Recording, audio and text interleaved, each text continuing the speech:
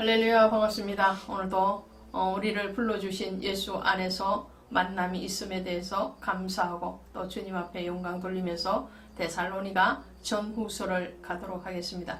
오늘 먼저 데살로니가 전서 1장을 가게 되는데요.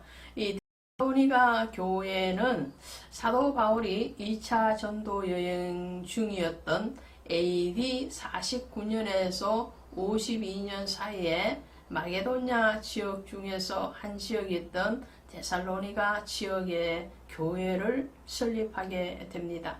그리고 그 교회의 사역을 잠깐 하다가 다시 바울은 다른 선교지로 떠나게 되고 후임자로 디모데가 목회를 하게 되죠.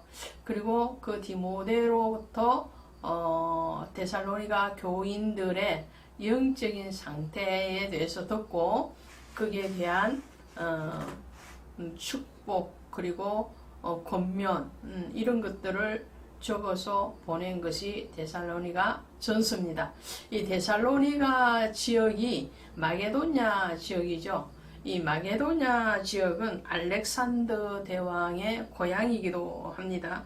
그리고 그리스 북부 지역에서 아테네 다음으로 제2의 항구 도시라고 할 만큼 굉장히 당시에서는 큰 도시의 규모를 가지고 있던 지역이라고 합니다.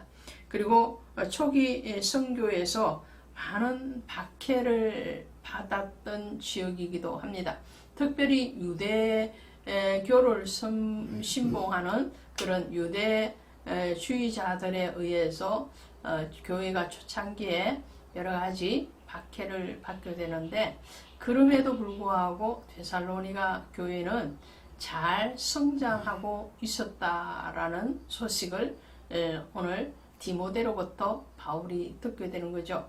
그리고 거기에 대해서 기록한 것이 이 데살로니가 전서라 할 수 있습니다. 데살로니가 전서를 기록한 것은 AD 51년입니다. 바울의 여러 서신서 중에서 가장 먼저 기록한 서신서이기도 합니다.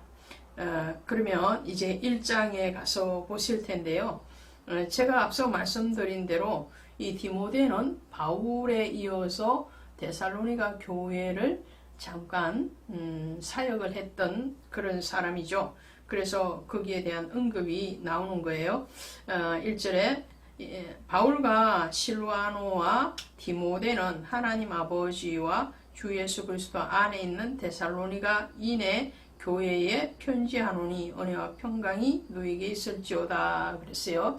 그래서 바울에게 있어서 사역에서 빼놓을 수 없는 동력자라면 디모데를 단연 덤으로 꼽을 수 있죠. 그래서 바울은 이 디모데에게 에베소 지역이나 이 데살로니가 지역에 대한 목회를 일시적으로 위임할 정도였고, 그리고 이 디모데는 바울에게 영적인 아들로 칭함을 받는 그런 신실한 주의 동력자였습니다. 그러면서 이 바울은 다른 편지서에서 했던 것과 같이 무난인사, 평강을 비는 그런 인사로부터 출발을 하게 되죠. 그러면서 바울이 이 데살로니가 교인들을 칭찬을 하게 되는데요. 어떤 칭찬을 하는가 하니까 6절에 이렇게 되어 있습니다. 또 너희는 많은 혼란 가운데서 성령의 기쁨으로 말씀을 받아 우리와 주를 본받는 자가 되었으니, 이렇게 말해요. 엄청난 은혜죠. 이 데살로니가 지역은 이방인의 지역이잖아요. 그리고 데살로니가인들은 모두 다 이방인들이었습니다. 그런 이방인들이 기독교 안으로 들어왔음에도 불구하고 정통 유대교를 신봉하던 유대인들이 끊임없이 신앙을 방해했습니다. 그 사건에 대해서는 사도행전에서도 다루고 있어요. 사도행전 17장에서 다루고 있는데, 이렇게 유대인들의 박해 그리고 거짓 가르침에 대해서도 이 데살로니가 교인들이 물론 혼돈이 왔기 때문에 바울이 거기에 대해서 지금 다시 교훈을 하고 있지만 대체적으로 그들은 하나님의 말씀을 기쁨으로 잘 받았다라는 거예요. 말씀을 받았다. 굉장히 중요한 거예요. 하나님의 말씀을 받았다. 그 말씀이신 예수 그리스도를 영접했다. 영접할 뿐만 아니라 받아 먹어라. 주님이 성찬 예식에서 이것을 받아 먹어라 그러시잖아요. 말씀을 받아 먹는 거예요. 받아 먹는다는 것은 우리가 믿음으로 영접할 뿐만 아니라 그 영접된 말씀에 따라서 삶이 이루어지는 거죠. 신앙이 이루어지는 거예요. 그랬기 때문에 바울은 그리스도와 우리를 본받는 자가 되었다. 그렇게 말을 하잖아요. 예수 그리스도를 쫓아가는 바울과 같이 여기서 우리라는 것은 디모데 그리고 바울과 함께 지금 사역하고 있는 실로아노 이런 기타 전도의 사역자들이죠. 그런 자신들이 그리스도의 발자취를 쫓아서 고난의 길을 가는 것처럼 데살로니가 교인들이 말씀을 믿을 뿐만 아니라 믿은 대로 행동하는 신앙, 거기까지 갔다라는 것을 칭찬하는 것을 보게 됩니다. 이것은 엄청나게 우리에게도 요구하고 있는 성령의 뜻이고 또 우리가 도전을 받아야 되는 내용이죠. 그리고 8절에 보시면 이렇게 됩니다. 주의 말씀이 너희에게로부터 마게도냐와 아가야에게 들릴 뿐 아니라 하나님을 향하는 너희 믿음의 소문이 각처에 퍼졌으므로 우리는 아무 말도 할 것이 없노라. 굉장히 뿌듯한 소식이에요. 데살로니가 교인들이 아직 교회가 설립하고 얼마 되지 않는 시점이란 말이죠. AD 49년에서 52년 사이에 이 데살로니가 교회가 설립이 되었었고 이 편지가 쓰여진 게 51년이라면 불과 1, 2년밖에 지나지 않는 시점이에요. 그런데도 이 데살로니가 교인들에 대한 믿음의 소문이 각 지방에 알려졌다는 거예요. 말씀을 받고 그 말씀대로 쫓아가는 그들의 신앙이 얼마나 아름답게 전거되어졌는지 바울은 우리가 더 말을 할 것이 없다 라고 말을 할 정도로 그들의 신앙을 축복하고 있는 것을 보게 됩니다. 고린도 후서 2장 15절에 가면 그리스도의 향기라는 말이 나오죠. 이 사람에게는 생명의 향기고 저 사람에게는 사망의 향기인데 데살로니가 교인에게서는 그리스도의 향기가 생명의 냄새, 생명의 향기로 전거되어지고 그들 자신의 신앙의 모습이 다른 사람들에게 그리스도의 향기로 전거되어지고 있다라는 것을 말씀을 합니다. 10절에 보시면 죽은 자들 가운데서 다시 살리신 그의 아들이 하늘로부터 강림하실 것을 너희가 어떻게 기다리는지를 말하니 이런 장래의 노하심에서 우리를 건지시는 예수시니라. 여기서 하나 포인트를 드립니다. 데살로니가 전서는 5장까지 있죠. 그렇죠. 보니까 5장까지 있잖아요. 5장까지 있는데 데살로니가 전체에서 매 장마다 그리스도의 부활 그리고 재림에 대해서 말씀을 하고 있어요. 1장 오늘 본문에 읽으신 대로 1장 10절에서 그랬고요. 그리고 2장 19절 20절에 가시면 또 그 말씀이 나오죠. 우리의 소망이나 기쁨이나 자랑의 멸관이 몹시나 그가 강림하실 때에 우리 주 앞에 너희가 아니냐 이렇게 말을 합니다. 또 3장 13절에도 그렇게 말씀해요. 3장 13절에도 주 예수께서 그의 모든 성도와 함께 강림하실 때에 강림하신다는 것은 재림하실 때에 이런 말이죠. 그리고 4장 13절부터 18절에도 또 5장에서는 거의 전체적으로 다 재림에 대해서 얘기를 합니다. 그럼 왜 데살로니가 전서에서 매 장마다 그리스도의 부활 혹은 강림에 대해서 말씀을 할까요? 그것은 데살로니가 교회의 거짓된 가르침 그리고 유혹이 무엇이었냐면 예수 그리스도의 부활과 재림에 대한 의심의 씨앗을 줍는 거예요. 그리고 한 차원 더 나가서 예수 그리스도께서 재림을 하신다면 그러면 성도들의 부활은 어떻게 될 것인가 라는 거예요. 종말론 사상에 대해서 흔들어 놓는 것입니다. 거기에 대해서 바울은 이 편지를 통해서 데살로니가 교인들에게 예수 그리스도의 부활뿐만 아니라 재림은 약속된 것이기 때문에 반드시 이루어질 것이고 그리고 성도들의 부활도 반드시 있을 것이라는 거예요. 그러므로 부활과 재림에 대해서 의심하는 신앙이 아니라 확고한 신앙 가운데서 현재의 신앙과 삶에서 정결하고 거룩해야 된다.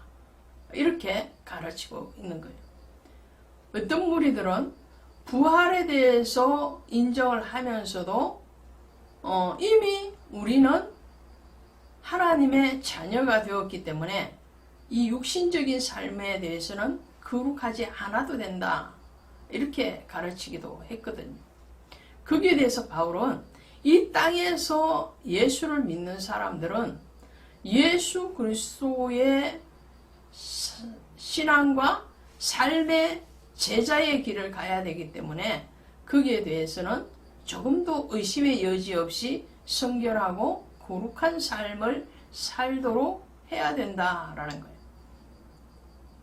마치 내일 지구에 종말이 온다 할지라도 오늘 한 그루의 사과 나무를 심겠다는 철학자의 말처럼 오늘 우리는 내일 주님이 재림에 오신다 할지라도 오늘 마땅히 해야 될 일들에 대해서 해야 될 뿐만 아니라 주님을 사모하면서 그 사모함이 예배를 통해서 삶을 통해서 정결하고 거룩하게 그리스도 앞에 나타나야 된다라는 것을 말씀을 드립니다.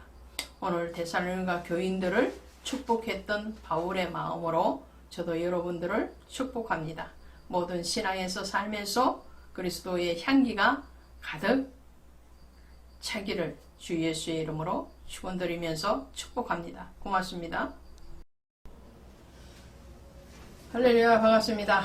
가을 들판이 아주 황금빛으로 변하고 있습니다. 이때가 되면 정말 마지막까지 추수 때까지 날씨가 참 좋아야 되는 특별한 시간입니다. 이때 태풍이 오고 정말 장대 같은 비가 내리면 그 곡식들이 다 망가지는 경우가 많죠. 마지막 때입니다. 그 마지막 때에 우리의 신앙이 마지막까지 주님을 붙들고 있지 아니하면 정말 우리의 인생이 우리의 신앙이 헛된 세월이 될 수도 있습니다. 사람을 바라보지 말고 환경을 바라보지 말고 오직 주님만을 바라보고 달려가기를 원합니다. 오늘 데살로니가전서 2장 가도록 하겠습니다. 2장에 가시면 사도 바울이 데살로니가 교인들에게 이렇게 말을 해요. 2절에 보니까 너희가 아는 바와 같이 우리가 먼저 빌립보에서 고난과 능욕을 당하였으나 우리 하나님의 힘입어 많은 사람 중에 하나님의 복음을 너에게 전하였노라. 이 사도행전 17장에 가시면 유대인들이 이 사도 바울의 전도 사역, 이방인을 향한 그 사역에 대해서 엄청난 방해 작업을 했던 것을 기록하고 있습니다. 바울은 그런 환난과 고난 가운데서도 이 복음 전도에 대한 그 소망을 버리지 않았어요. 오히려 더 강력하게 하나님을 의지했고 그 하나님 앞에 정말 자신이 받은 사명에 대해서 흔들리지 않았습니다. 그런 바울이 우리가 이 삶 중에 하나님의 복음을 너에게 전하여서 그 복음으로 탄생한 교회가 데살로니가 교회라는 거죠. 빌립보 교회 다음으로 마게도냐 지역에서 개척한 이 데살로니가 교인들의 그 신앙의 아름다움, 그 아름다움 속에는 또 연약함도 있었습니다. 그래서 그 연약함에 대해서 바울이 이제 하나하나 짚어가면서 그들을 세우는 그런 전도자의 사명을 감당하는 것을 보게 되죠. 자, 이렇게 되어 있습니다. 4절에 보시니까 오직 하나님께 옳게 여기심을 입어 복음을 위탁받았으니 우리가 이와 같이 말함은 사람을 기쁘게 함이 아니요 오직 우리 마음을 감찰하시는 하나님을 기쁘시게 하려 함이니라. 바울은 이전에도 갈라디아에서 말을 합니다. 내가 사람을 기쁘게 하랴 하나님을 기쁘게 하랴. 사람을 기쁘게 하면 하나님의 종이 아니니라. 그렇게 말을 했죠. 오늘도 그와 같은 말을 합니다. 하나님 앞에 복음을 위탁받았다, 위임받았다 이런 말이에요. 그러니까 바울의 자신의 말이 아니고 자신의 어떤 철학이나 또 인생의 어떤 교훈을 전하는 것이 아니고 하나님의 복음, 하나님으로부터 위임받고 위탁받은 그 복음에 대해서 전하는데 어떠한 사람을 기쁘게 하는 것이 아니다. 왜요? 사람의 종이 아니고 하나님의 종이기 때문에. 어떤 분이 저에게 이런 말을 해요. 목사님 참 대단하십니다. 그래요. 그래서 왜 그렇습니까? 그러니까 유튜브에 조회수도 많지 않고 또 목사님 섬기는 교회가 시골의 작은 교회고 성도들도 많지 않는데 매일매일 그렇게 복음을 전하시는 게 참 대단하고 존경스럽습니다. 그러는 거예요. 그래서 제가 그랬습니다. 이것은 가장 미련한 사람이 하는 겁니다. 고린도전서 1장 18절에 가면 십자가의 복음이 세상 사람들에게는 미련한 것이요 하나님의 은혜를 입은 우리에게는 능력이 됨이라 그랬어요. 능력. 근데 그분이 이런 말씀을 합니다. 세상 사람들에게는 미련하게 보일 수도 있겠습니다. 근데 하나님 편에는 아닙니다. 그러는 거예요. 가장 큰 능력자이십니다. 자, 사람을 기쁘게 하고 사람의 눈을 즐겁게 하기 위한 목회였다면 저는 이렇게 매일 추우면 추위에 떨고 더우면 땀을 뻘뻘 흘리면서 복음을 전하지 않습니다. 또 사람을 기쁘게 한다면 말씀으로만 하지 않겠죠. 다른 세상적인 요소들을 많이 가지고 오겠죠. 근데 그것이 아니고 주님을 기쁘게 하고 주님 앞에 받은 그 사명이 있기 때문에 주님이 주신 분량만큼 또 깨닫게 하신 만큼 전하는 것이 저의 사명이기 때문에 이 자리에 있습니다. 바울도 그런 말을 하는 겁니다. 내가 사람을 기쁘게 하는 것이 아니고 나를 감찰하시고 나에게 위임하신 그 하나님의 복음을 전하는 것이다. 그래서 한 걸음 더 가서 7절에 이렇게 말을 하죠. 너희 가운데서 유순한 자가 되어 유모가 자기 자녀를 기름과 같이 하였으니 바울은요 그리스도의 사도로서 마땅히 권위를 주장할 수 있다 그랬습니다. 그렇죠. 하나님의 일을 하는 자는 하나님의 것으로 먹고 살리라 그랬어요. 그리고 밭을 가는 소에게 몽회를 매게 하지 말라고 그랬어요. 자, 그런 것처럼 오늘 바울도 이 데살로니가 교회를 비롯한 많은 교회를 개척하면서 인간적인 어떤 대적을 또 대우를 요구할 수 있었습니다. 그러나 그러지 않고 유모가 자기 자녀를 기른과 같이 하였다. 유모는 뭐예요? 유모는 친엄마가 아니죠. 엄마가 아님에도 불구하고 엄마와 같이 돌보고 그리고 젖을 먹이고 양육하는 책임을 맡은 사람이 유모입니다. 바울은 목회란 뭐냐? 유모와 같다라는 거예요. 내 양이 아니죠. 하나님의 양입니다. 내 교회가 아니고 주님의 교회입니다. 우리는 그 주님의 교회와 양무리를 돌보라고 하나님으로부터 유모적인 사역, 보내심의 사역을 받은 하나님의 종이요. 성도에게 보면 유모와 같은 거예요. 성도는 하나님의 양이에요. 주님의 양이에요. 내 양이 아니지만 주님으로부터 위탁받았고 위임받았기 때문에 유모로서의 사명을 감당해요. 그러니까 유모는 잘 돌봐야 됩니다. 또 젖을 잘 먹여야 되죠. 그래서 교회는 모든 성도들의 어머니와 같은 존재고 그 중에서 목회자는 그 교인들에게 싱싱한 그리고 건강한 젖을 먹일 의무가 있는 그런 유모와 같은 역할을 감당합니다. 젖을 잘 먹이기 위해서는 젖을 잘 만들어내야 되겠죠.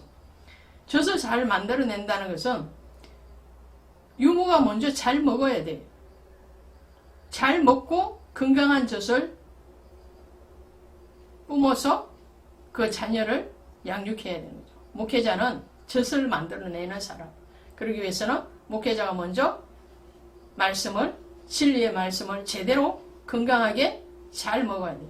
잘 먹고 먹은 대로 또 잘 내보내줘야 되는 거죠. 한 번 더 바울은 이렇게 말을 합니다. 11절에서 아버지가 자기 자녀에게 하듯 권면하고 위로하고 경계하노니 이는 너희를 부르사 자기 나라와 영광에 이르게 하시는 하나님께 합당히 행하게 하려 하심이라. 할렐루야. 이전에는 유모의 비유를 했다면 이번에는 아버지의 역할이 바로 사도 바울 자신의 역할이요 목회자의 역할이다 라는 것을 말을 합니다. 아버지가 자기 아들을 권면하고 위로하는 것 같이 정말 진심으로 그를 축복할 뿐만 아니라 바른 길로 가게 하기 위해서 자녀를 훈계치 아니하지 말라 그러죠. 아비는 당연히 자녀를 훈계해야 되는 거예요. 또 바울은 고린도 후서 11장에 가면 내가 너희를 정결한 처녀로 한 남편인 그리스도께로 인도하려 함이니라 그랬어요. 중매쟁이요.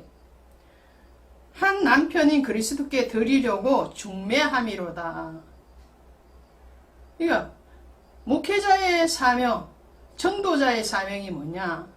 오늘 본문을 보면은 유모와 같은 역할, 또 아버지와 같은 역할, 고린도후서의 말씀을 보면은 중매쟁이의 역할. 그 역할을 감당할 때에 진리의 말씀으로 한다는 거예요. 그런 진리의 말씀을 할 때에 성도들은 어떻게 해야 되냐? 사람의 말로 받지 아니하고 하나님의 말씀으로 받음이니 진실로 그러하도다. 사람의 말로, 사람의 어떤 모양이나 사람의 어떤 지식이나 사람의 어떤 감정으로 받는 것이 아니고 머리로 받는 것이 아니고 가슴으로 받아요. 가슴으로 받되 하나님의 말씀으로 받아요. 인간적인 어떤 권면으로 받는 것이 아니라 주님이 내게 주세요. 그러니까 목회자나 전도자는 주님과 성도 사이에 세워진 중매자의 역할이요, 또 유모의 역할이요, 또 의붓 아버지의 역할을 감당하는 자가 바로 전도자요, 목회자예요. 그렇게 잘 양육하고 잘 하나님의 말씀으로 먹여서 바르게 성장시킨 그 성도가 바로 면류관이다 라는 말을 마지막 19절 20절에 하죠. 우리의 소망이나 기쁨이나 자랑의 면류관이 무엇이냐? 그가 강림하실 때 우리 주 앞에 너희가 아니냐? 너희는 우리의 영광이요 기쁨이니라. 할렐루야. 전도의 열매, 전도에서 주께로 돌아온 그 사람, 또 전도된 성도된 사람들을 진리의 복음으로 잘 낳고 그 복음의 젖을 먹여서 건강하게 양육한 그 사람이 바로 면류관이라는 거예요. 황금이 번쩍번쩍거리는 그런 왕관이 면류관이 아니고요. 그 영혼 추수가 바로 면류관이라는 거예요. 오늘 보이지 않으나 하나님의 나라에 심겨질 여러분들이 바로 면류관입니다. 그리고 이 바이블 스토리 산책 방송을 통해서 한 영혼 한 영혼이 주께로 돌아온다면 그것이 바로 저의 사명이요, 또 그것이 바로 저의 상급이요, 여러분에게는 여러분 자신이 또 하나님이시고 예수이신 그분이 바로 면류관인 줄로 믿습니다. 고맙습니다. 할렐루야, 반갑습니다. 오늘 데살로니가전서 3장 가도록 하겠습니다. 3장의 내용도 역시나 2장의 내용과 겹쳐지는 부분들이 많습니다. 이렇게 시작을 하죠. 이러므로 이 말씀은 2장 17절에서 바울이 데살로니가 교인들을 만나기를 원하고 그리고 데살로니가 교회로 가기를 원했지만 그것이 여의치 않았다라는 말을 이어가고 있는 접속사라고 할 수 있겠습니다. 그래서 바울이 이렇게 말을 합니다. 우리가 참다 못하여 뭘 참다 못했다라는 말인가요? 데살로니가 교인들을 보고 싶은 마음, 그들의 소식을 듣고 싶은 그 마음을 참다 못하여 우리만 아덴에 머물기를 좋게 생각하고, 그러니까 바울은 아덴에 머물고 디모데를 데살로니가 교회에 보냈다라는 말을 하고 있는 거죠. 그러면서 이렇게 표현을 하고 있어요. 우리 형제고 그리스도의 복음을 전하는 하나님의 일꾼인 디모데를 보내노니 이는 너희를 굳게 건하게 하고 너희 믿음에 대하여 위로하기 위함이다. 자, 디모데는 바울에게 굉장한 헌신의 동력자였고, 또 바울은 디모데를 굉장히 신뢰했던 그런 관계라는 것을 알 수 있습니다. 바울의 전도 여행에서 디모데의 이름이 자주 등장을 하고 있고, 또 디모데 전후서를 보면 디모데에게 목회자로서 바울이 편지를 써 보낸 내용을 보더라도 디모데를 얼마나 아끼고 사랑했는지를 알 수가 있습니다. 이렇게 신뢰하고 아끼는 제자요 동력자인 디모데를 데살로니가 교회에 파송을 해서 그 데살로니가 교회의 성장과 성도들의 신앙을 위로하고 또 권면하는 그런 역할을 맡겼는데, 복음을 전하는 하나님의 일꾼, 이렇게 표현을 합니다. 바울 자신을 얘기할 때도 하나님의 종이다, 이렇게 많이 표현을 하고 있죠. 또 2장 4절에서 보면 복음을 위탁받았으니, 위탁을 받았다라고 말을 해요. 그러니까 전도자, 선교사, 목회자들은 특별히 하나님의 양무리에게 하나님의 복음을 전하는 일꾼, 또 복음의 말씀을 부탁받은 그런 사람들이라는 것을 한 번 더 강조하고 있죠. 고린도전서 4장 1절에 가니까 이렇게 되어 있어요. 사람이 마땅히 우리를 그리스도의 일꾼이요 하나님의 비밀을 맡은 자로 여길지어다. 그리고 맡은 자들에게 구할 것은 중성이니라, 이렇게 말을 합니다. 그러니까 그리스도의 일꾼이다. 오늘은 뭐라고요? 복음의 하나님의 일꾼이다. 일꾼은 주인이 아니라는 개념이죠. 그래서 바울은 늘 자신과 자신의 동력자들을 향하여서 우리가 주인이 아니다라는 것을 강조합니다. 뿐만 아니라 그것을 성도들에게 증거하고 있어요. 자신들이 주인이 아니고 하나님으로부터 위임받은 일꾼이다. 그러면서 그 일꾼들이 해야 될 것은 주인에 대한 충성이다 라는 것을 말을 하죠. 고린도후서 5장 18절 19절에 가시면 우리에게 화목케 하는 직책을 주셨고 화목케 하는 말씀을 부탁하셨다라고 말씀을 합니다. 이게 말씀으로 우리와 하나님 사이가 화평되어진 것처럼 예수 그리스도의 말씀으로 다른 불신자들도 기존의 성도들을 화목케 하는 하나님과의 관계 가운데서 죄를 제거하고 그리스도 예수를 가운데 둠으로 그 예수 안에서 중보되어지고 예수 안에서 속죄가 일어나고 예수 안에서 평화가 일어나는 그런 관계를 위해서 목회자인 바울이나 디모데가 필요하다라는 말씀을 하죠. 그러면 전도자요 목회자였던 바울이나 디모데나 이런 사람들이 해야 되는 일이 뭐냐? 오늘 말씀드린 것처럼 하나님의 복음의 일꾼이기 때문에 그 복음을 전하는 것이다라는 거예요. 다른 어떤 것들을 전하는 것이 아니고 복음, 오직 구원은 예수 그리스도로 말미암아 일어날 수 있다는 것을 전하는 거죠. 그리스도만이 우리의 구원이시오, 우리의 생명이시오, 우리의 멸류관이시라는 것을 전하는 것이 바로 복음의 일꾼들이 해야 되는 일이고, 그 일을 하는 자세, 그 자세는 바로 사랑이라는 것을 말을 합니다.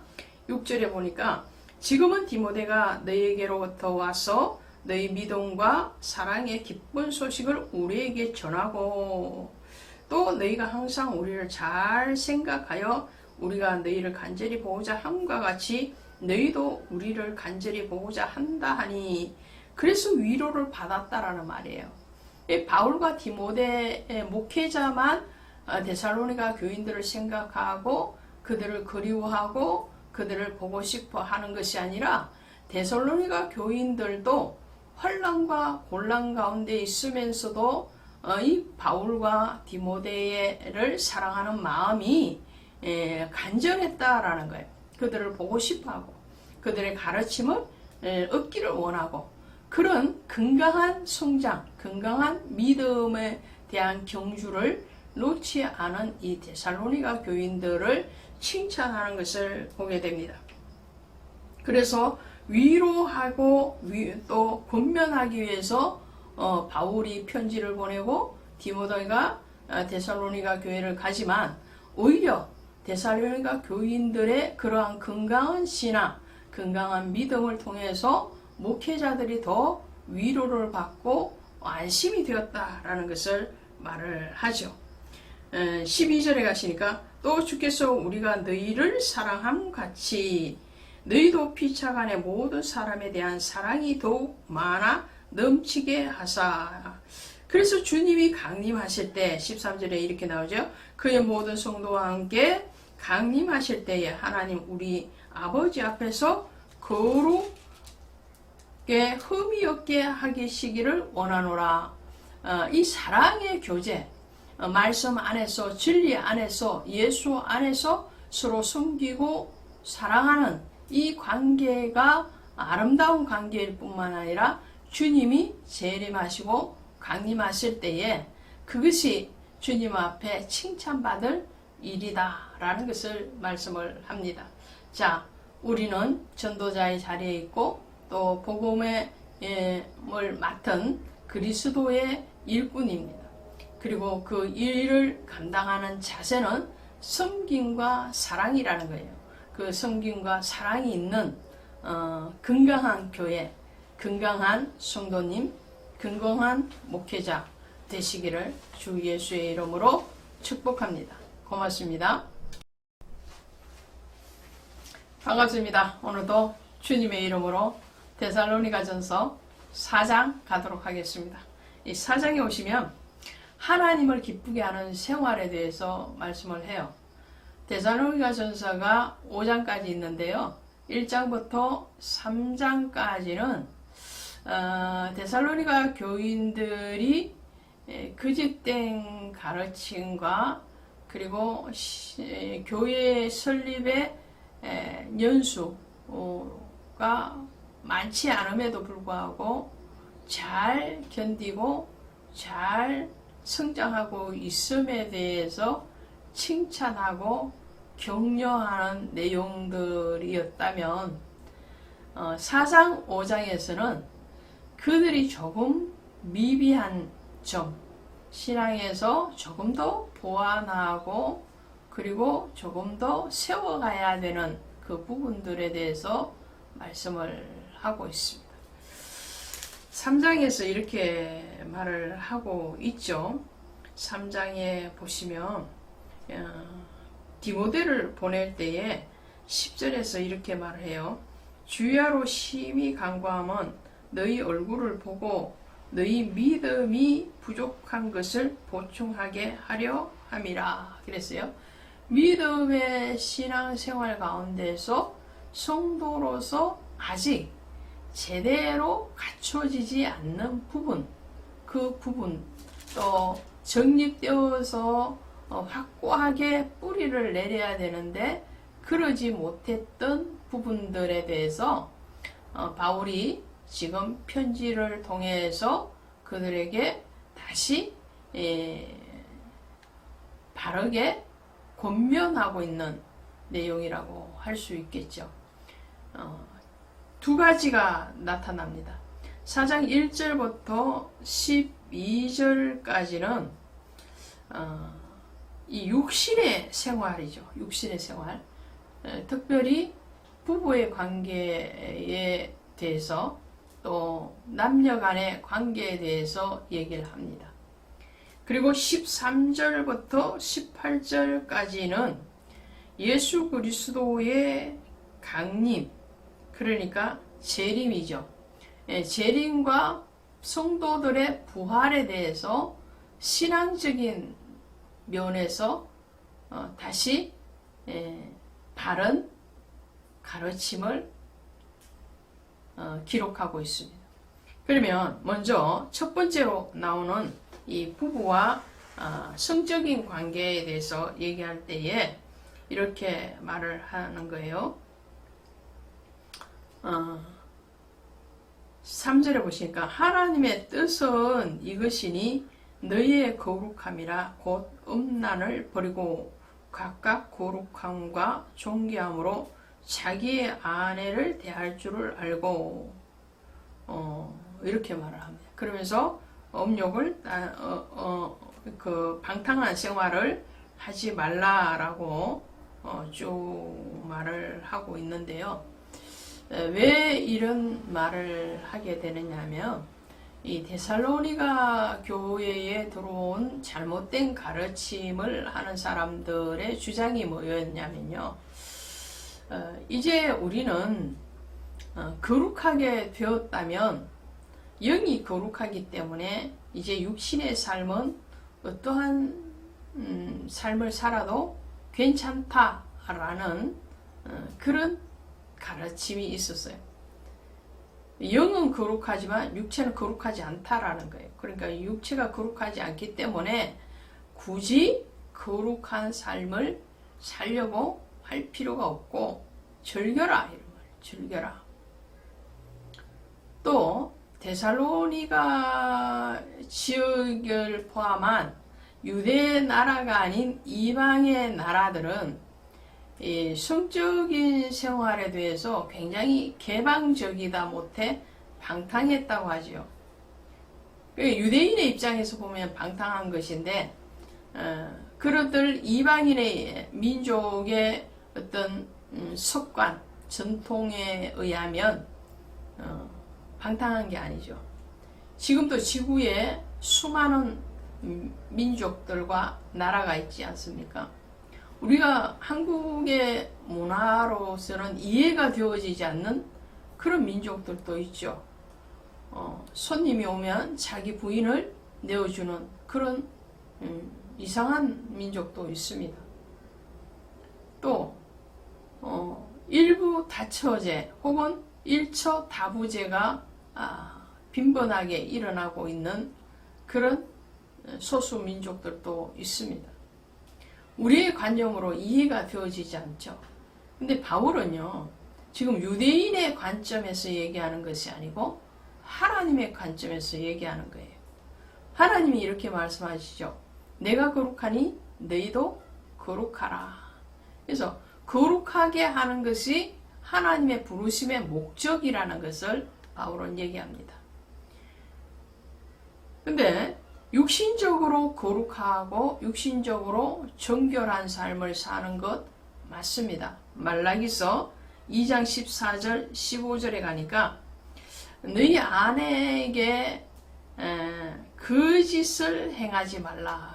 의려서 취한 아내에게 거짓을 취하지 말라.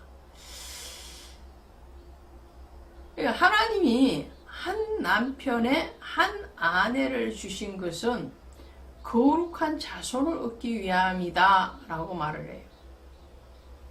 실례로 하나님은 거룩한 자손을 얻기 하기 위해서 아브라함에게 후손에 대한 약속을 하셨고, 사라가 애굽 왕이나 그랄 왕에게 침범을 당하는 그런 위기 가운데서도 그 사라의 순교를 지켜주시죠.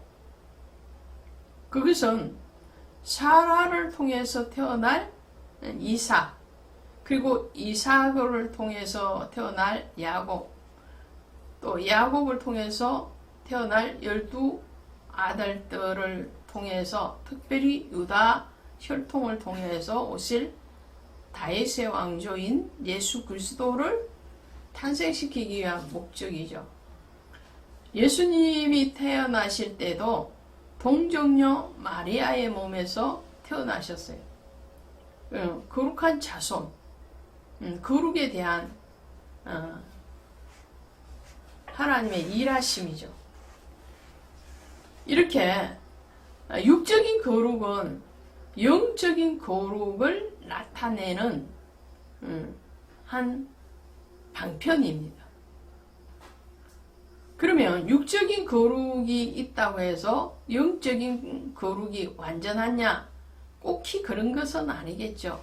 그러나 육은 영을 담고 있는 그릇이기 때문에 이 그릇이 소재되고 깨끗해야지 음식을 담아서 먹을 거 아니에요.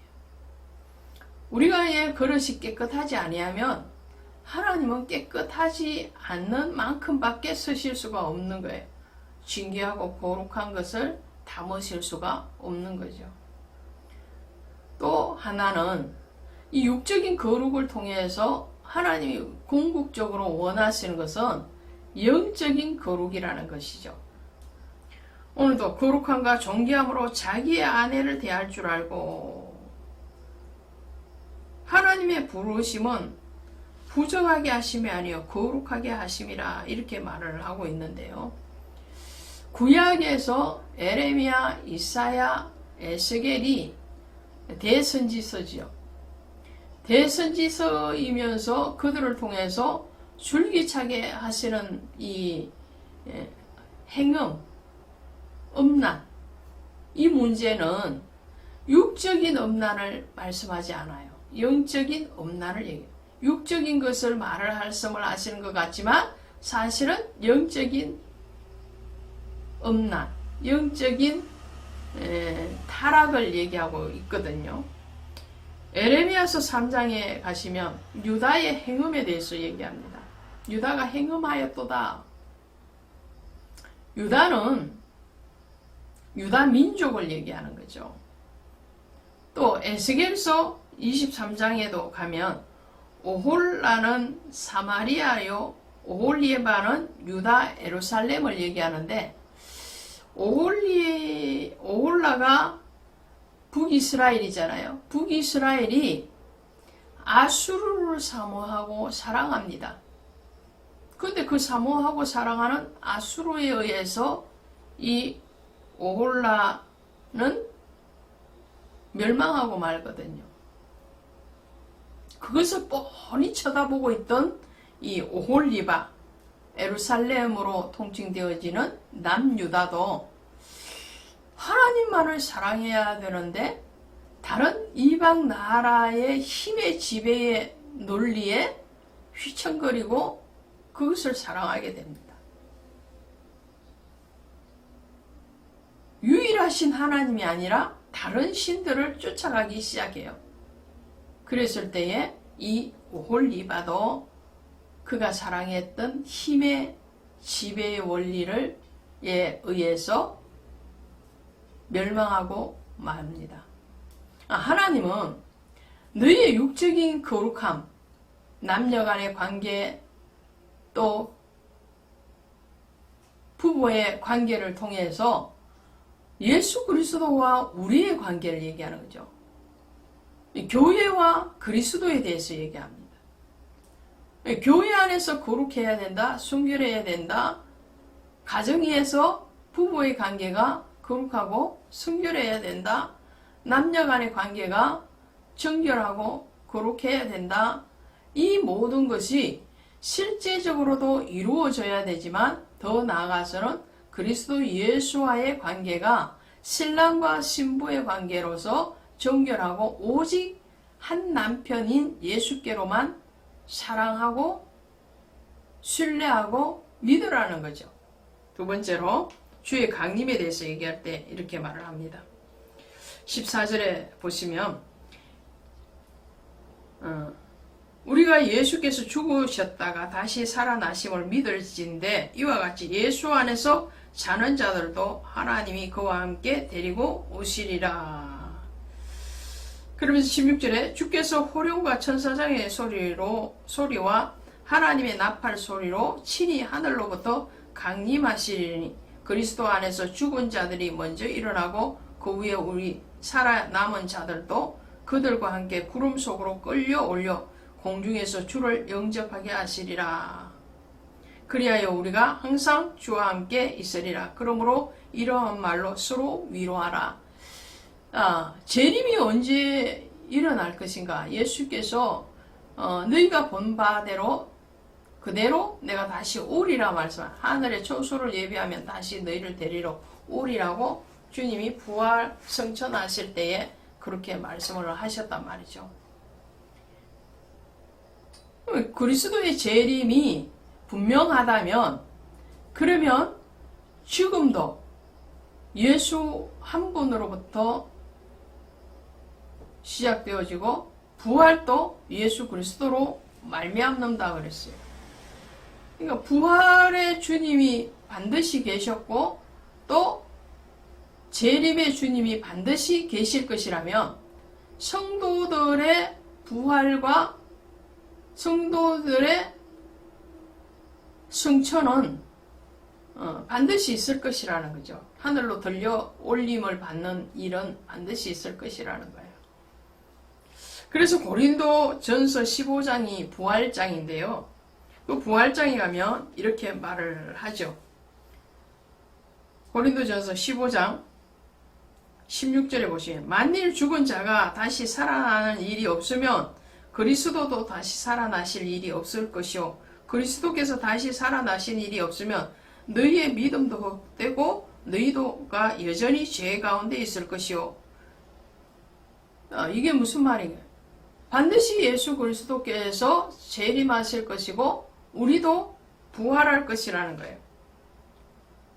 잠자는 자들의 첫 열매가 되신 것이 예수 그리스도이기 때문에 21절에 고린도전서 15장 21절에 사망이 한 사람으로 말미암았으니 죽은 자의 부활도 한 사람으로 말미암는다다.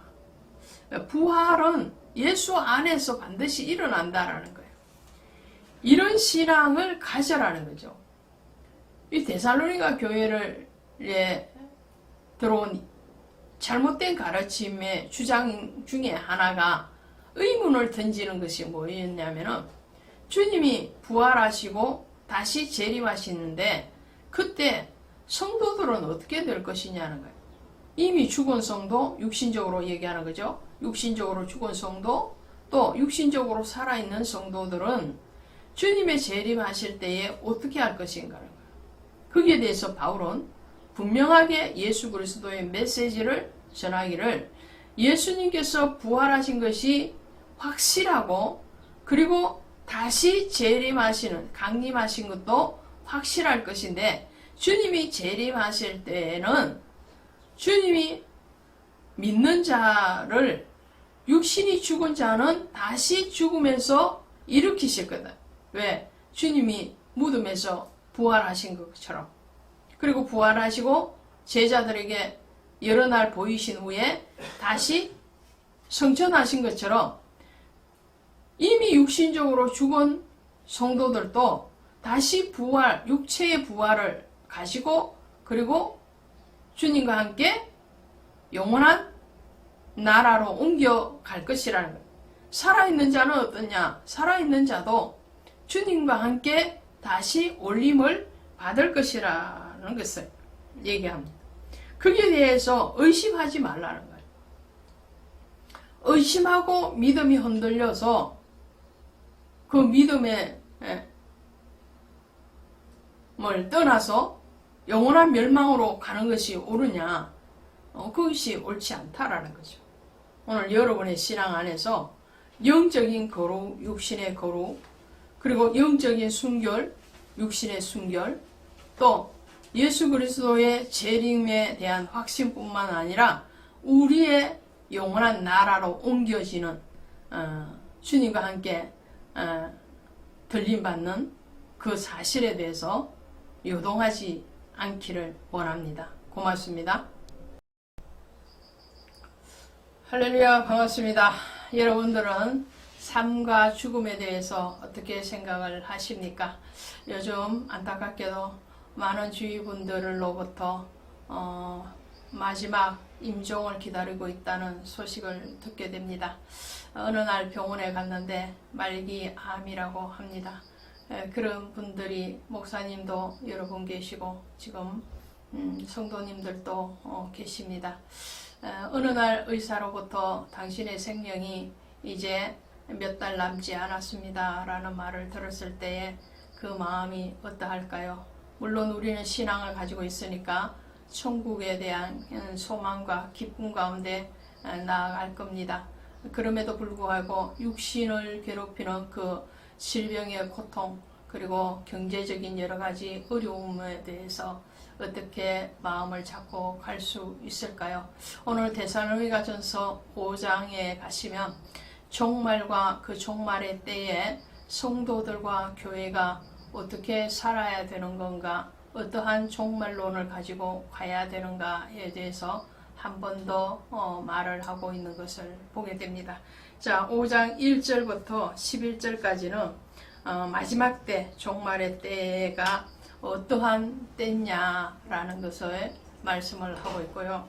그리고 12절부터는 마지막으로 그렇다면 그 종말의 시대를 살아가는 성도님들의 삶의 자세, 교회 안에서의 성도의 삶은 어떻게 이루어져야 될 것인가에 대해서 두 단락으로 나누어서 말씀을 합니다.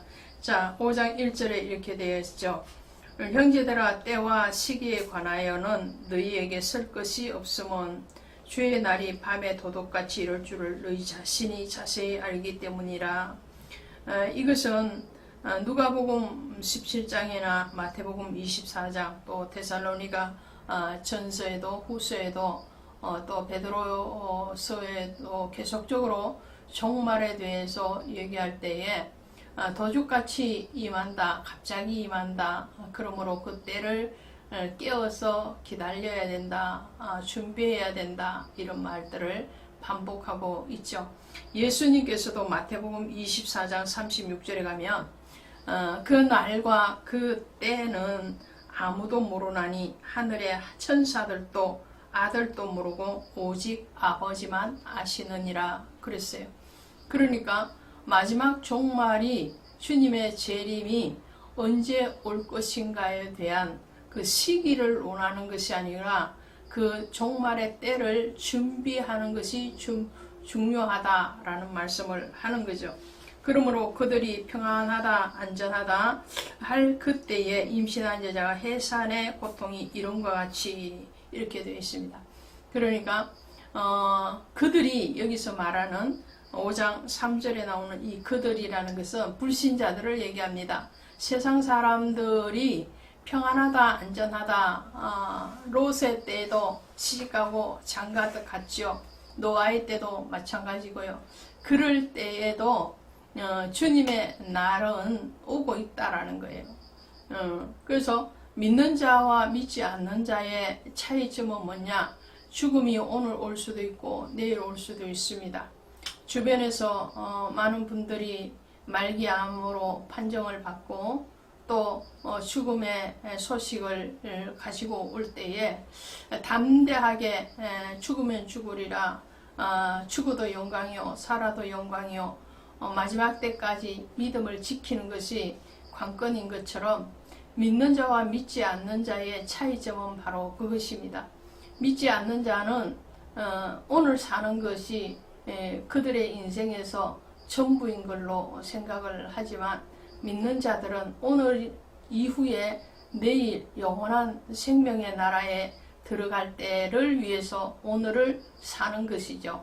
오늘 살고 나면 끝이 아니고 오늘 이후에 사람의 관점이 아닌 하나님의 관점에서 심판받을 때에, 그때에 부끄럼 없이 서는 것이 오늘의 이 땅의 삶이라는 것을 믿는 자들은 알고 있기 때문에 어떤 소식에 또 생명의 어떤 한정적인 시간을 받아들일 때에도 그 가치관 그리고 그 삶의 자세가 다른 것을 보게 됩니다. 그래서 바울은 이렇게 말을 합니다. 5절에서 빛의 아들이요 낯의 아들이라, 우리가 밤이나 어둠에 속하지 아니하니니 그러므로 우리는 다른 이들과 같이 자지 말고 오직 깨어 정신을 차릴지라.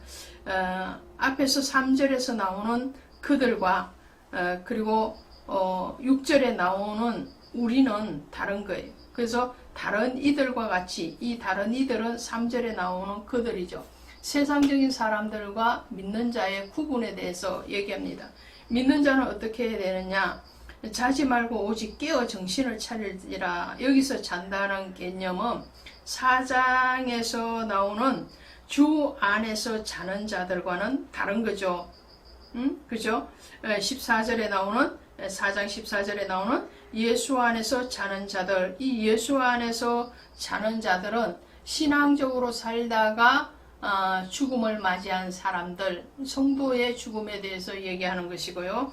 5장 6절에서 나오는 자지 말라, 이 말은 영적인 잠을 잘지 말아라 이런 거죠. 하나님과의 교제의 단절이 오는 그런 영적인 삶, 세속적인 삶에 빠져들지 말아라 이런 말이고요. 또 하나는 영적인 사명에 대해서 깨어있으라 라는 거예요. 바울이 마지막 표대를 향하여서 달려가기를 멈추지 아니하는 것처럼 사명자는 그 사명으로 살고 사명으로 죽어야 된다라는 것을 말씀을 하죠. 이렇게 깨어있는 자, 그 자가 바라는 것은 뭐예요? 더 나은 본향을 사모하는 것이니 곧 하늘에 있는 것이라 그랬어요. 하늘에 있는 본향을 사모하고 달려가는 것이 바로 종말의 시대를 살아가는 성도들의 자세 그리고 신앙이라는 것을 말씀을 합니다. 그러면서 구체적으로 적용하는 것이 12절부터 말씀을 하는데요. 12절에 이렇게 나와요. 우리가 너희에게 고하노니 너희 가운데서 수고하고 주 안에서 너희를 다스리며 권하는 자들을 너희가 알고 그들의 역사로 말미암아 사랑해서 가장 귀히 여기며 이렇게 말해요. 그러니까 너희를 가운데서 너희를 위해서 수고하고 다스린 자 누군가의 전도자들이요 또한 목회자들이라 할 수 있죠. 이 목회자들의 수고에 대해서 성도는 마땅히 그들을 귀하게 여겨야 된다라고 말씀합니다. 디모데전서 5장 17절이나 히브리서 13장 17절에 그 말씀을 하고 있는데요. 디모데전서 5장 17절에 가시면 이렇게 되어 있어요. 잘 다스리는 장로들은 배나 존경할 자로 알되 말씀과 가르침에 수고하는 이들에게 더욱 그리할지리라. 그래서 잘 다스린 장로, 바로 교회를 다스리고 말씀을 전하는 그런 목회자 반열에 서 있는 사람들을 얘기하죠. 그리고 히브리서 13장 17절에 가셔도 이렇게 말을 합니다. 너희를 인도하는 자들에게 순종하고 복종하라. 그들은 너희 영혼을 위하여 경성하기를 자신들이 청산할 자인 것 같이 하느라. 그들로 하여금 즐거움으로 이것을 하게 하고 근심으로 하게 하지 말라. 그렇지 않으면 너에게 유익이 없느니라. 목회자를 귀히 여기고 그들의 수고에 대해서 마땅히 공경하고 또 화목하라 라는 말씀을 하고 있죠. 그래서 13절 마지막에 가시면 너희끼리 화목하라.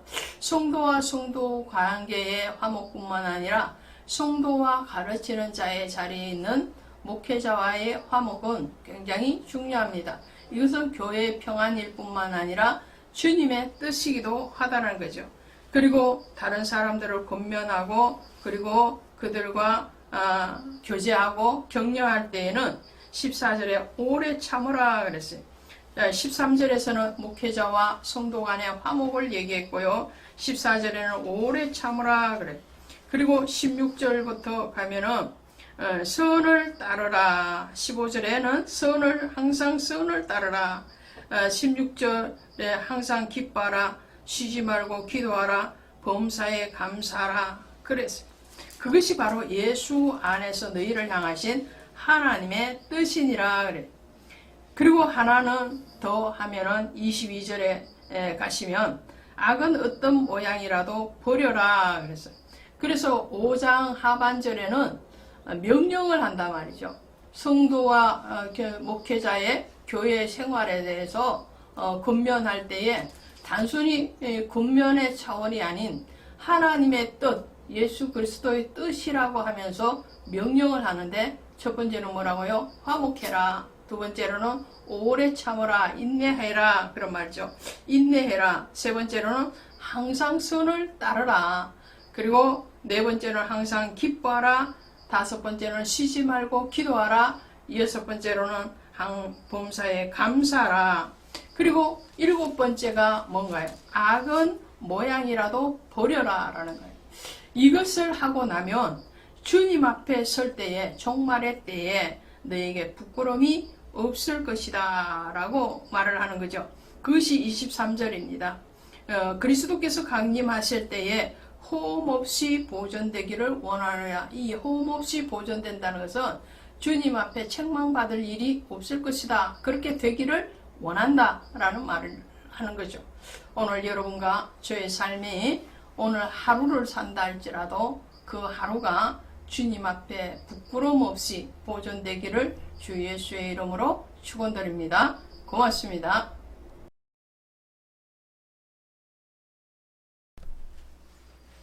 할렐루야, 반갑습니다. 오늘도 기쁜 마음으로 또 행복한 미소로 여러분들과 함께 할 수 있어서 감사합니다. 바이블 스토리 산책 방송, 오늘 데살로니가 후서 1장 가도록 하겠습니다. 데살로니가 교회는 사도 바울이 마게도냐 지방에서 빌립보 교회를 개척하고 두 번째로 개척한 교회이죠. AD 50년도경에 바울이 데살로니가 교회를 개척하고 그리고 이 편지를 보내는 것이 51년경입니다. 그러니까 개척하고 약 1년이 지난 시점이에요. 그러면 정말 신생교회잖아요. 아직 어린 교회입니다. 그냥 어린 만큼 어려움도 있고 또 고난도 있겠으나 그 어린 만큼 또 하나님의 보호하심, 하나님의 축복하심도 무궁한 거죠. 자, 오늘 이 데살로니가 교회에서 바울은 그들의 신앙의 소식을 듣게 됩니다. 그리고 그 신앙의 소식을 듣고 디모데로부터 신앙의 소식을 듣고 다시 전서에 의해서 후서를 보내게 되는데 1장에서 주요 내용이 뭐냐면 하나님께 영광 이르는 내용을 가지고 있어요. 영광이라는 말을 오늘 9절에서 말을 하고 있어요. 주의 얼굴과 그의 힘의 영광을 떠나 이렇게 나오고요. 그 다음에 10절에도 그의 성도들에게 영광을 받으시고 나오고요. 12절에도 너희 가운데서 영광을 받으시고 너희도 그 안에서 영광을 받게 하려 함이라 이렇게 나와 있어요. 그러면 오늘 이 영광이란 말을 여러 차례 반복을 하고 있는데 두 갈래가 갈라지고 있어요. 하나는 영광을 떠나라는 말이 있고요. 또 하나는 영광을 받으시고 이런 게 있어요. 그러면 이 영광이라는 게 뭘까요? 우리는 하나님께 영광, 이런 영광 이런 찬양도 있고요. 또 우리가 늘 예배 시간마다 기도하는 이 주기도문의 맨 마지막에 나라와 권능과 영광이 영원히 아버지 것입니다. 이렇게 주기도문에도 나와 있고요. 성경의 여러 부분에서 영광 얘기를 해요. 그럼 그 영광이 뭔가요? 특별히 하나님께 영광이 뭘까요? 영광을 떠날 때도 있고 받으실 때도. 자, 일례로 받으신 경우가 있습니다. 출애굽기 40장에 가시면 하나님이 명령하신 대로 모세가 이스라엘 백성들과 함께 성막을 완공하고 성막을 하나님께 봉헌할 때에 하나님의 영광이 성막에 가득한지라 이렇게 나와요. 또 솔로몬 성전을 짓고 난 뒤에 솔로몬이 기도하고 하나님께 그 성전 낙성식을 할 때에 하나님의 영광이 성전에 가득한지라 그랬어요. 그 영광은 하나님의 임재를 얘기해요. 임재. 하나님이 함께 하신다 이런 말.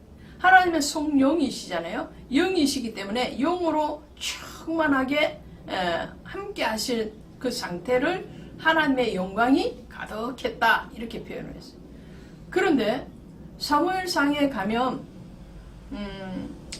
이 이스라엘과 블레셋의 전쟁이 일어나죠. 그 전쟁이 일어났을 때에 엘리의 두 아들이 전쟁에 나아가서 죽고 전사를 하게 됩니다. 그 소식을 듣고 그 엘리의 며느리가 아이를 낳게 되는데 그 아이 이름을 이가봇이라 그랬어요. 이가봇이라는 말은 하나님의 영광이 떠났다 이런 말이거든요. 그럼 어떨 때 떠났느냐? 하나님이 어떨 때 그 성도를 떠나고 어떻게 할 때에 교회를 떠나느냐? 오늘 데살로니가 교회에 거짓된 가르침이 들어왔어요. 그럼 거짓된 종말론이죠. 그리고 예수 그리스도를 부인하는 그런 가르침에 대해서 바울이 그 가르침을 경계하면서 지금 비교해서 말을 하는 거예요. 자, 영광을 떠남과 영광을 받으심은 전혀 다른 거예요. 그러면 영광을 떠났다는 하나님의 임재가 떠났다라는 것이고 하나님을 하나님 되게 하지 못했다라는 것이죠. 영광이라는 말 속에 이 말을 집어넣으면은 넣고 같이 한번 보도록 합니다. 9절에 보시면 영광을 떠난 자들에 대해서 얘기를 하는데요. 이 영광이란 말에 다른 말을 넣어서 한번 해봅시다. 주의 얼굴과 그의 힘의 임재를 떠나, 영광은 임재라고 그랬잖아요. 주의 임재인데 임재를 떠나 이렇게 해도 되죠. 또 밑에 보시면 영광을 받으실 때도 이렇게 말을 하면 되겠죠. 10절에 그의 성도들에게서 임재를 받으시고 또 12절에도 너희 가운데서 임재를 받으시고 너희도 그 안에서 임재를 받게 하려 함이니라 이렇게 해도 되죠. 또 다른 한 말은 하나님을 하나님 되게 하심이에요. 그 말을 한 번 더 넣어보면 9절에 보시면 그의 힘의 영광을 떠난데 영광 대신에 그의 하나님을 하나님 되게 하심을 떠나 영원한 멸망의 형벌을 받으리로다. 이렇게 되죠. 그 밑에 10절에 보시면 하나님을 하나님 되게 하심을 받으시고, 말이 너무 부드럽죠. 10절에 보면.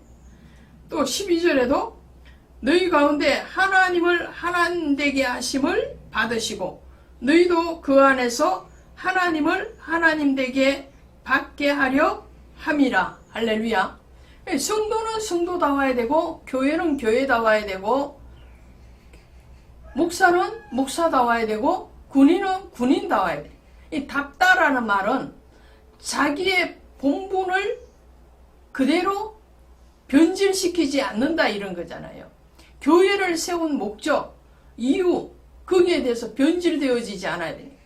교회는 하나님 앞에 말씀을 받는 것이고 하나님과 교제하는 것이고 하나님과의 영광 안에 임재되어져야 되는데 그 교회가 교회답지 않고 장사꾼의 소굴이 되거나 세상의 유혹과 유행이 판을 치는 그런 때가 되면 하나님의 영광이 떠나는 거죠. 엘리에트의 두 아들은 하나님을 떠났어요. 그 마음이 심령이 떠났단 말이에요. 그리고 세상적인 방법, 세상적인 그런 가치관을 가졌을 때 하나님의 영광이 떠났던 것처럼, 그러나 하나님의 명령하신 대로 하나님의 명령하신 대로 하나님의 명령하신 대로 성막이나 성전을 지었을 때에 하나님이 거기에 함께 하신 거예요. 그것은 하나님을 하나님 되게 했기 때문에 하나님이 유일하신 우리의 구원주요 창조주요 우리의 생명이심에 대해서 인정하고 고백했을 때에 하나님은 그 영광을 받으시지만 그렇지 않을 때는 그 영광을 떠나버리신다. 임재가 떠나버려. 하나님을 하나님 되게 하지 않을 때는 영광을 떠나지만 하나님을 하나님 되게 했을 때는 그 영광을 받으신다. 그러면 영광을 받으시는 사람은 어떤 사람이냐면 어떤 교회냐 하면요, 잘한다는 거예요. 그리고 그 잘함의 열매가 있다라는 거죠. 데살로니가 교회는 그랬다라는 거죠. 3절에 보시니까 너희의 믿음이 더욱 자라고 너희가 다 각기 서로 사랑함이 풍성함이니 이렇게 말해요. 예수 그리스도를 믿는 믿음의 뿌리를 깊이 내렸어요. 그러니까 그 뿌리가 깊이 내렸다라는 것은 환난과 고난을 이겼다는 거예요. 신생교회로서의 그 연약함을 이기는 거예요. 그랬을 때에 뿌리를 내리고 있다라는 것은 영양분을 받아들일 그런 준비가 되어 있는 거죠. 그리고 그 뿌리가 내려져서 영양분을 받게 되니까 죽지 않게 되죠. 죽지 않은 결과가 뭐냐면은 사랑의 풍성한 열매, 성령의 열매를 맺게 되는 거예요.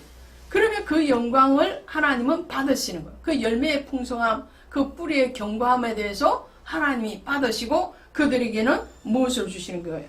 영원한 구원을 주시는 거죠. 영원한 구원 10절입니다. 그날에 그가 강림하사 그의 성도들에게서 영광을 받으시고 모든 믿는 자에게서 놀랍게 여김을 얻으시리니 이렇게 돼.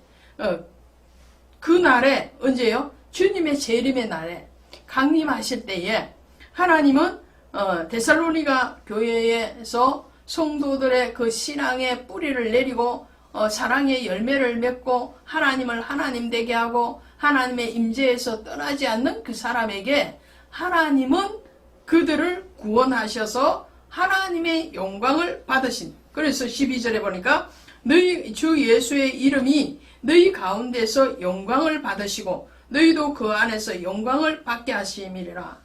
그리스도인이라는 것은 예수 그리스도의 사람이잖아요. 하나님의 사람이 된 거예요. 하나님을 하나님 되게 한다는 것은 하나님의 사람이 되었고 그 하나님의 사람이 되었다는 것은 영원한 구원, 영생 안으로 들어간다는 거죠. 그러나 하나님을 하나님 되게 하지 않고 하나님의 임재에서 떠난 사람에게는 영원한 형벌이 주어지는데 8절에 보시니까 하나님을 모르는 자들과 우리 주 예수의 복음에 순복종하지 않는 자들에게는 영벌을 내리시리니 그랬어요. 영벌을 이런 자들은 주의 얼굴과 그의 힘의 영광을 떠나 영원한 멸망의 형벌을 받으리로다. 할렐루야. 마태복음 25장 46절에서 주님이 말씀을 하십니다. 의인에게는 영원한 용생을, 그러나 그렇지 않는 악인에게는 영원한 형벌을 내리겠다. 또 계시록 21장 8절에 가면 불과 유황이 타는 못이라고 말을 하고 있고요. 마가복음 9장 48절에 가면 구더기도 죽지 않고 불도 꺼지지 않는 곳이 어디냐? 그것이 지옥이라는 거예요. 영벌에 처하는 거예요.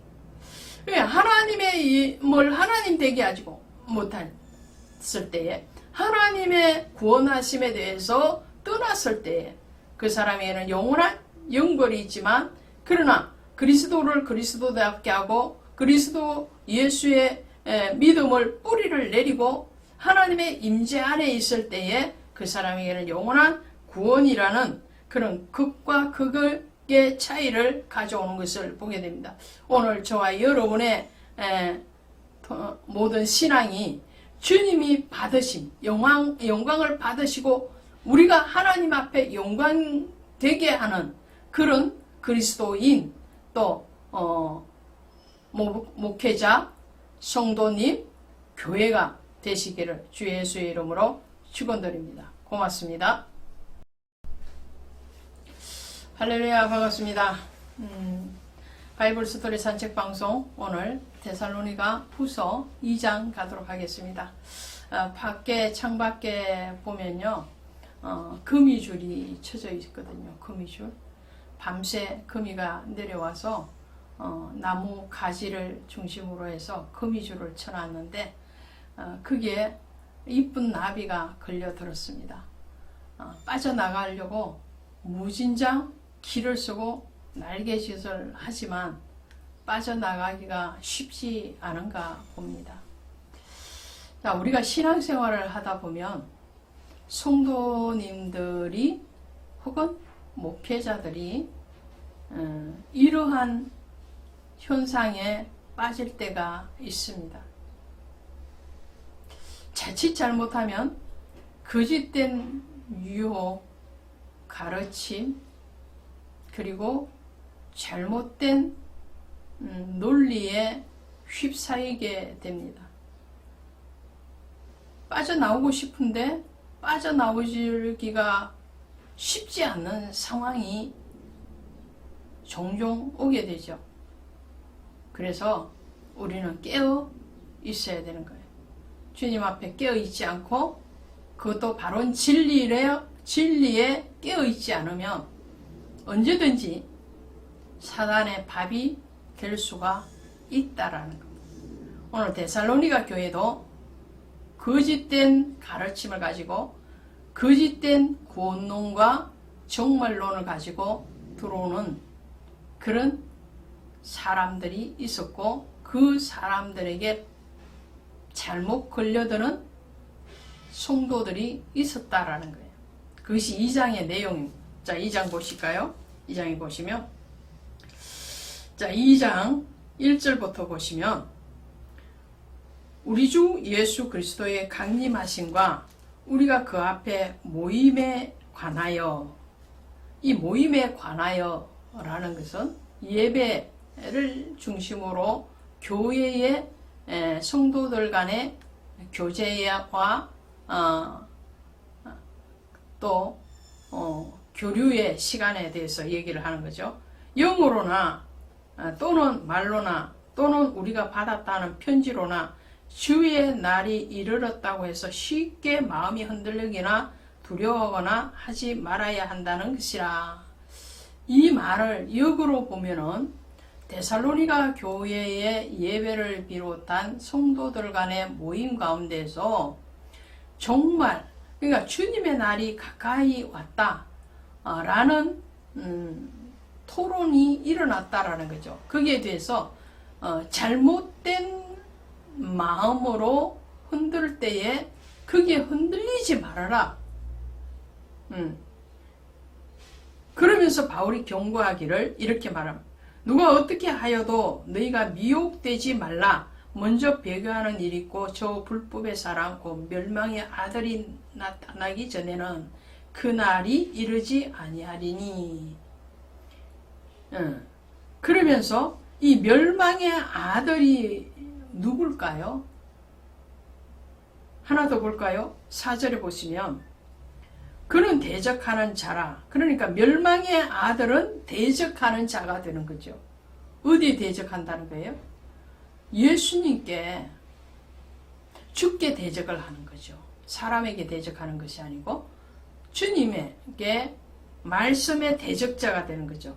신이라고 불리는 모든 것과 숭배함을 받는 것에 대항하여 그 위에 자기를 높이고 하나님의 성전에 앉아 자기를 하나님이라고 내세우느니라. 그러니까 멸망의 아들은요, 예수님께 대항하는 자, 대적하는 자이고요. 그리고 진리를 왜곡하는 자이고요. 그리고 하나님보다도 주님보다도 자기가 더 높여서 내가 바로 하나님이다 라고 하는 사람이에요. 그럼 대적하고 진리를 왜곡할 때는 그에게 참 진리가 아니지만 기독교에 대해서, 말씀에 대해서, 예수에 대해서 모르는 자냐? 아니에요. 이사야서에 가면 타락한 천사가 나오잖아요. 그 저계명성이라고 그러거든요. 이사야서 14장 14절에 가시면 이렇게 되어 있어요. 14장 14절 가시면 제가 찾아서 읽어드리도록 합니다. 14절에 가시면 이렇게 가장 높은 구름에 올라가 지극히 높은 이와 같아지리라 하는도다. 그러나 이제 내가 소올 곧 구덩이 맨 밑에 떨어짐을 당하리로다. 이 자가 누구냐면 아침의 아들 계명성이거든요. 그러니까 내가 하늘에 올라 하나님의 묵별 위에 내 자리를 높이리라 그랬어요. 이 사단이고 루시퍼예요. 그런데 처음부터 사단은 아니었어요.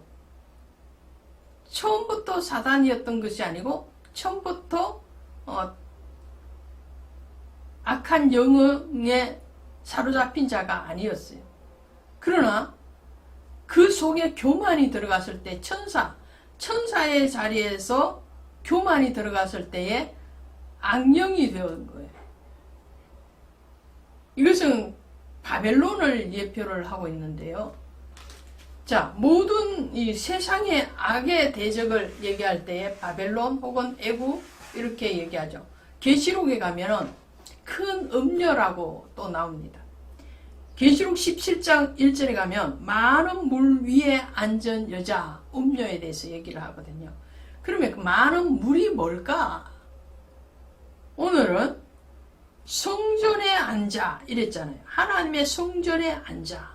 그럼 성전, 여기서 말하는 하나님의 성전과 계시록 17장에 나오는 많은 물 위는 뭘까요? 하늘의 묵별, 그것은 또 뭘까요? 계시록 17장 15절에 가면 풀어주고 있습니다. 물은 백성과 무리와 열국과 방언이라. 한마디로 말을 하면 모든 사람의 마음이라는 거예요. 고린도 전서나 고린도 후서에서 너희가 하나님의 영, 성령이 거하는 거룩한 성전인지 알지 못하느냐 그랬잖아요. 그러니까 우리가 하나님의 성전이란 말이에요. 하나님의 성전인데 성전 위에 앉았다라는 말은 우리 마음에 거짓된 것을 뿌리고 우리 마음을 조정하는 거예요. 거짓 영이. 그래서 그 마음을 빼들어가는 거죠. 그래서 무릇 어떠한 것들보다도 내 마음을 지켜라. 생명의 근원이 이에서 남이니라 그랬어요. 그럼 우리 마음을 신앙의 바른 신앙, 바른 진리 안에서 지켜내지 못하면 악한 영들이 와서 흔들을 때에 그들은 정말로 번지르르하게 흔들어 가요. 그런 미혹의 역사를 주는데요. 거기에는 표적과 기적이 나오죠. 9절에 보면 악한 자의 나타남은 사단의 활동을 따라 모든 능력과 표적과 거짓 기적과 불의의 모든 속임으로 멸망하는 자들에게 있으리니 이는 그들이 진리의 사랑을 받지 아니하고 구원을 받지 못하면 이러므로 하나님의 미혹의 역사를 그들에게 보내서 미혹하는 거예요. 미혹. 넘어지고 훔치기 위해서 속이는 거예요. 그 속일 때에 기적과 표적도 일으킨다는 거예요. 오늘날에도요. 거짓된 선지자, 거짓된 목회자, 거짓된 가르침을 가진 사람들이 와서 막 이상한 축기를 한다, 뭘 한다. 표적과 기적을 일으켜서 마음을 빼들어가요. 그 안에 참된 진리로 하는 것이 아니에요. 거짓된 진리. 그래서 요한 1서 4장 1절에 가면 이렇게 말씀을 해요. 사랑하는 자들아 영을 다 믿지 말고 오직 영들이 하나님께 속하였나 분별하라. 많은 거짓 선지자가 세상에 나왔음이니라. 보세요. 많은 거짓 선지자가 와서 우리의 성령에 사로잡혀야 되는 우리의 영을 훔쳐가요. 악령으로. 거짓된 진리로. 그리고는 결국은 본인이 내가 신이다라는 거예요. 내가 신. 하나님이 높임을 받아야 되고 주님이 높임을 받아야 되는데 사람이 신이 돼요. 막 군중을 몰고 다니면서 교만이 정말 하늘을 찌르는 그런 사람들을 군중들은 너무 열광을 해요. 교회 안에서도 거짓된 영인지 진리의 영인지를 분별해야 되는데 무슨 병자가 일어나고 좀 그러면 그게 막 쫓아가는 거예요. 진리에 사로잡히기를 원합니다. 잘못된 가르침, 표적과 기사를 쫓아가고 대중의 군중의 무리에 휩쓸려가면 어느 순간에 거미줄에 사로잡힌 나비와 같은 신세가 되듯이 우리의 생명이 올무에 사로잡혀서 지옥 구덩으로 끌려갈 수도 있다라는 것을 생각을 하시고 주님께 물으십시오. 사람에게 가서 점쟁이에게 묻듯이 예언받는다, 뭐한다 하지 마시고 말씀 안에 사로잡히십시오. 주님 앞에 물으세요. 목회자가 되어서 수십 년 신앙생활을 하는 성도가 되어서 어떻게 점쟁이에게 점을 치듯이 그렇게 가서 은사를 쫓아다니고 거기에 빠져서 또 호주적거리고 무당집을 보십시오. 무당집에서 남의 점을 봐주는 사람들이 자신의 찌그러진 집에서 천막에서 사는 건 왜 그럴까요? 오늘 말씀에 바로 사로잡히고 오직 주님만이 우리의 주님이심을 인정하고 고백하는 성도와 교회와 모든 지체들 되시기를 원합니다. 고맙습니다. 반갑습니다. 바이블 스토리 산책 방송 이수아 목사입니다. 오늘 데살로니가 후서 3장 가도록 하겠습니다. 3장에 오시면 바울이 언제나처럼 정말 바울도 변함이 없는 것 같아요. 언제나처럼 이 서신을 받아보는 독자들을 향해서 권면하고 그리고 축복하고 마무리 인사를 하는 것을 보게 됩니다. 사람과의 관계를 맺어갈 때에 처음 만남은 거의 모든 사람들이 다 반갑고 설레죠. 그런데 마지막 마무리를 반갑고 설레게 대부분은 잘 못합니다. 처음 시작이 미약해도 내 나중이 창대해야 되는데 우리의 만남이 또 어떠한 조직 가운데서 활동을 하다가도 끝 마무리가 시원스럽게 또 깔끔하게 되어지지 않고 좋지 않는 관계로 끝나버리는, 오히려 처음은 창대했는데 나중에 미약해지는 그런 모습을 보게 되거든요. 그런데 바울은 그러지를 않아요. 정말 바울은 처음에도 반갑고 설레고 좋은 만남으로 시작을 하죠. 문안 인사를 하고 축복하고 그리고 시작을 합니다. 그리고 마지막 마무리를 지을 때도 항상 그는 자기와 함께 했던 동력자들을 생각하면서 축복하고 마무리를 짓는 모습을 봐요. 이런 모습은 이 성경 안에서 우리의 삶을 돌아보게 합니다. 우리 자신을 돌아보게 하죠. 우리는 과연 관계 가운데서 만남과 또 헤어짐을 어떠한 형태로 시작을 하고 마무리를 짓고 있는가를 돌아보는 그런 계기를 여러분들도 가지시기를 바랍니다. 바울이 이렇게 말을 해요. 3장 1절에 끝으로, 이 끝으로라는 것은 정말로 이렇게도 풀이가 됩니다. 그래서 데살로니가 전후서, 특별히 후서는 정말론에 대해서 말을 하고 있죠.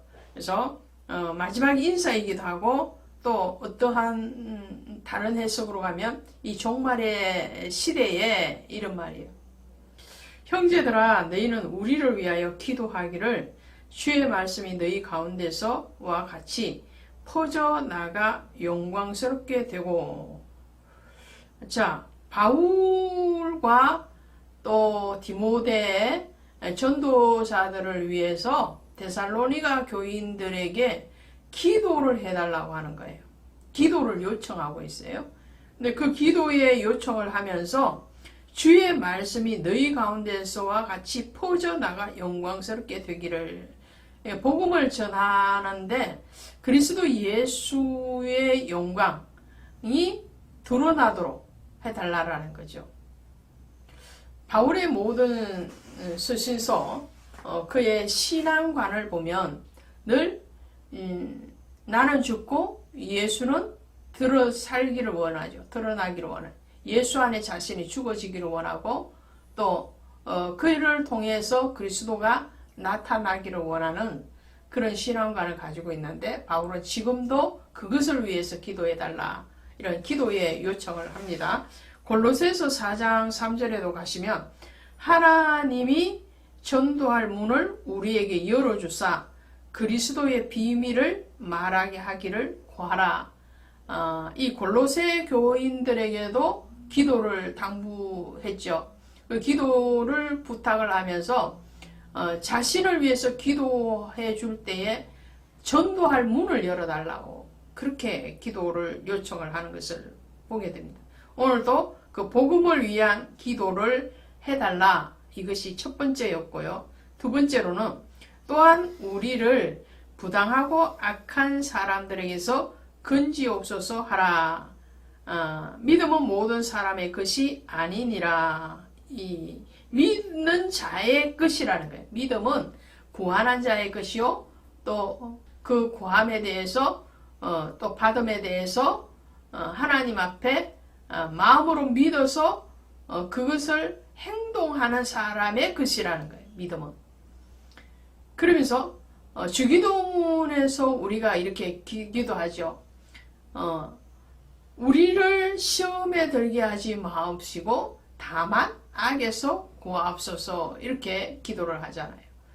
그런 것처럼 바울이 자신을 비롯한 전도자들, 더 나아가서는 이 데살로니가 교회인들에게 그들을 자신을 위해서도 또 바울과 전도자를 위해서도 악한 사람을 만나지 않게 하옵소서, 그 악한 사람을 위해서 건지시옵소서, 올무에서 건지시옵소서, 이렇게 바울이 말을 하고 있는 거예요. 이것은 시편에 가면 수없이 다윗이 하나님 앞에 기도했던 내용 중에 하나입니다. 그 기도를 오늘 우리도 해야 되는 거예요. 우리도 목회자를 위해서 기도할 때에 또 곁에 있는 성도님들을 위해서 기도할 때 또 그 자신을 위해서 기도할 때도 우리가 이 세상을 살아가면서 악한 자의 올무에 빠지지 않도록 기도를 해야 된다는 거죠. 그 다음에 이 바울이 또 말을 하는 것은 이런 거예요. 믿음에 대해서 굳건하게 하시고 악한 자에서 지키시리라. 이 믿음의 뿌리를 깊이 내리기를 원한다는 거예요. 이 바른 신앙이죠. 바른 진리 안에서 바른 신앙이에요. 거짓된 진리, 미혹의 영, 불법의 사람들, 멸망의 아들, 거기에 대해서 데살로니가 후서 2장에서 말을 했었죠. 2장 3절에서 멸망의 아들, 불법의 사람 곧 멸망의 아들 그랬잖아요. 불법의 사람, 멸망의 아들이 뭘 얘기를 하는가요? 불법을 저지르는 거죠. 불법. 7절에 보니까 불법의 비밀이 이미 활동하였으나 불법한 자가 나타났다고 그래요. 이 불법한 자가 바로 악한 자고 또 사단의 종이죠. 이런 불법한 자, 그러니까 바울이 지금 악에서 구하고 그리고 악한 사람들에게서 건지시옵소서 하는 이 악과 악한 사람은 바로 불법한 사람들을 얘기하는 거예요. 우리 그냥 인간적으로 우리에게 좀 손해가 되는 그런 사람, 그 차원이 아니고 거짓된 진리를 가르치고 거짓된 미혹된 영으로 우리에게 다가오는 사람을 만나지 않게 하옵소서. 또 혹시라도 만났다면 거기서 구하시옵소서. 이런 기도를 하고 그 기도에 맞게끔 너희의 신앙이 뿌리가 깊이 내리기를 원한다. 그러면서 6절부터 15절까지는 이 데살로니가 교인들에게 퍼져 있는 잘못된 신앙의 삶에 대해서 얘기해요. 자, 이들은 종말론을 잘못 이해해서 그들은 육신적인 게으름을 하고 있었다라는 거죠. 그래서 6절에 보시니까 게으르게 행하고 우리에게서 받은 전통대로 행하지 아니하는 모든 형제에게서 떠나라. 그렇게 말을 해요. 또 말을 하죠. 10절에 가시면 이렇게 말을 해요. 우리가 너희와 함께 있을 때에도 너희에게 명하기를 누구든지 일하기 싫어하거든 먹지도 말게 하라 하였더니 그 다음에 11절에도 게으르게 행하여 도무지 일하지 아니하고 이렇게 나오죠. 그러니까 언제쯤 세상이 종말이 될지 모르니까 오히려 더 정신 차리고 있는 시간, 주어진 이 시간에 대해서 최선을 다해서 살아야지. 이런 긍정적이고 바른 그런 종말 사상이 아니고 이제 세상이 멸망할 거니까 땀 흘리고 수고하고 일할 필요가 없다라는 거예요. 먹고 노는 거예요. 그냥. 여기에 대해서 경계를 하는 겁니다. 그러면서 바울은 나는 사도면서도 이 사도의 권리, 그러니까 먹고 마심에 대해서 성도들로부터 공개를 받을 수 있는 그런 권리가 있음에도 불구하고 수고하고 애쓰면서 노동하면서 복음을 전했다라고 자신의 얘기를 하죠. 우리는 육적인 게으름, 여러분 게으르신 분이 없죠? 없으리라 믿습니다. 오히려 요즘은요, 육적으로는 너무나도 부지런해요. 지하철을 가끔씩 제가 타고 다니는데 지하철 여기 가보면 절실하게 느껴져요. 그 짧은 이동 환승을 하는 그 이동 구간에서도요, 천천히 걸어가는 사람은 어떨 때는 저 혼자인 것 같습니다. 모두가 막 구둣발로 막 다다다다다 뛰어다녀요. 특히나 출퇴근 시간에. 지하철 안에서도 가만히 있는 사람이 없어요. 다 손가락으로 스마트폰을 뒤지고 있어요. 너무나도 부지런하게 너무나도 바쁘게 살아갑니다.